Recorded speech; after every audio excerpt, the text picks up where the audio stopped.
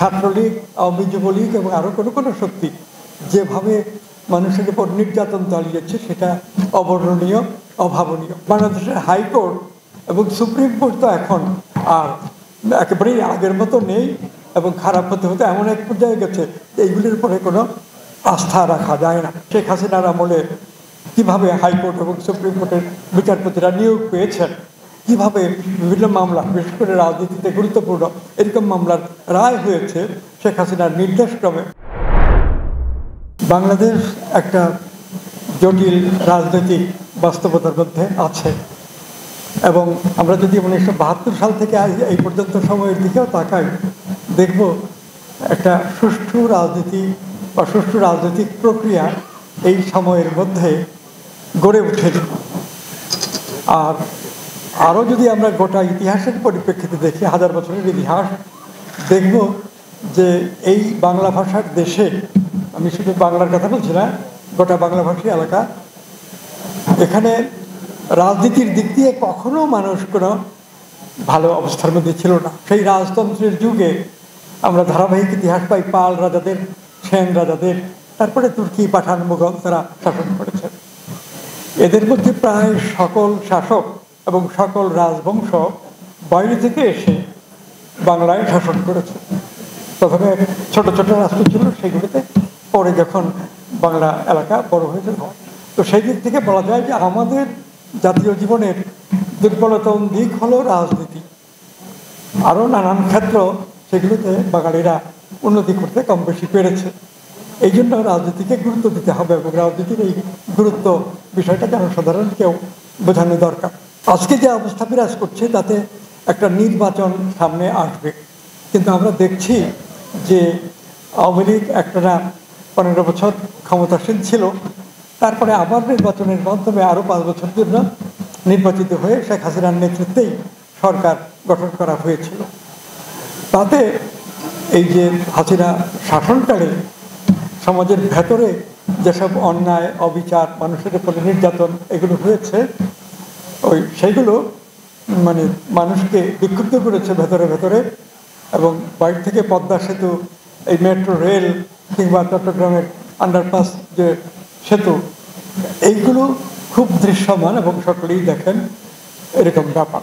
কিন্তু এইগুলো দেখে তো মানুষ যথেষ্ট সন্তুষ্ট হতে পারে না, কারণ ছাত্রলীগ, আওয়ামী যুবলীগ এবং আরও কোনো শক্তি যেভাবে মানুষের উপর নির্যাতন চালিয়েছে সেটা অবর্ণনীয়, অভাবনীয়।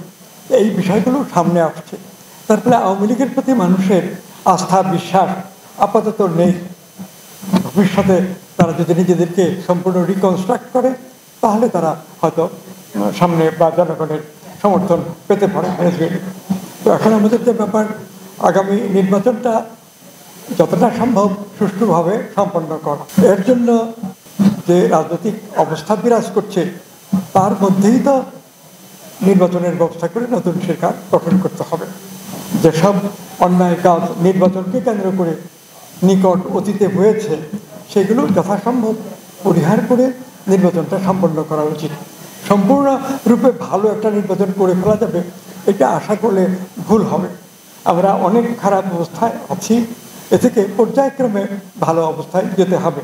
এবং রাজনীতিটা যদি ভালো হয় তাহলে আমাদের জাতীয় জীবনের, রাষ্ট্রীয় জীবনের অন্য সব কর্মকাণ্ড মূলত ভালোর দিকে যাবে এবং একবার ভালো সিঁড়িতে উঠলে পর্যায়ক্রমে আরও উঁচুতে এবং আরও উঁচুতে ওঠা যাবে। এই প্রত্যয়গুলো জনসাধারণের মধ্যে জাগাতে হবে।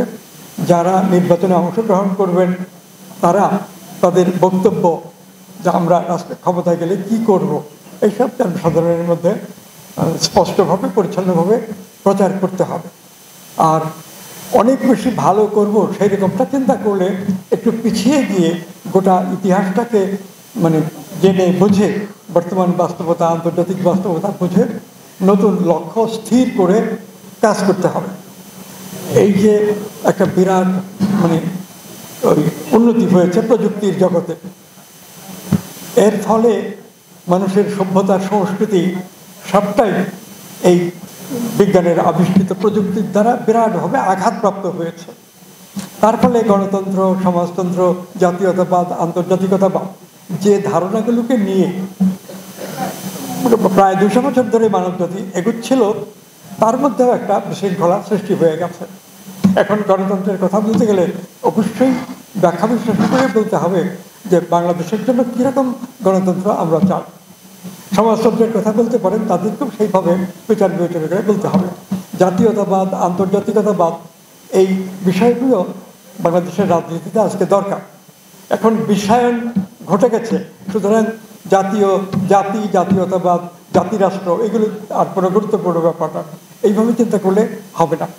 বিশ্বায়ন, বিজ্ঞানের আবিষ্কার, উদ্ভাবন সামনে আসছে, তার ফলে অনেক কিছু বদলাতে হবে, মৌলিকভাবে বদলাতে হবে। কিন্তু রাষ্ট্র বিলুপ্ত হয়ে যাবে অল্প সময়ের মধ্যে, জাতীয় ভাষা, জাতীয় সংস্কৃতি অল্প সময়ের মধ্যে বিলুপ্ত হয়ে যাবে, এই ধারণা ভুল।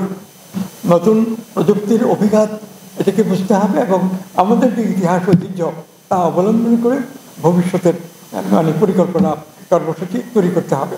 এইগুলোই গুরুত্বপূর্ণ বিষয়। আরও অনেক বিষয় আছে।